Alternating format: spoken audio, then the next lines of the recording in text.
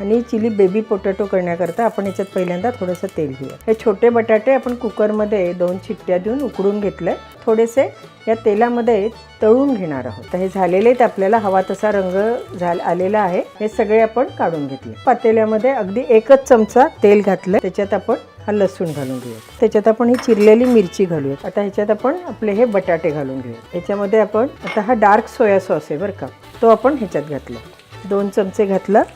Cornstarch 1 चमचाभर घेतलाय, मोठा टेबलस्पून। त्याच्यात आपण थोडंसं पाणी घालणार आहोत। त्याच्यात आपण चवीपुरतं मीठ घालून घेऊ, थोडंसं लाल तिखट, आपण मिरपूड घालणार आहोत। आता हे सगळं छान हलवून घेऊयात आपण एकदा आणि आपल्या बटाट्यांवर घालूयात। थोडीशी साखर आणि ह्याच्यात 1 चमचाभर आपण भाजलेले तीळ घालणार आहोत। आता वरनं फक्त कांद्याची पात घालून सर्व केलं की चालू शकतं।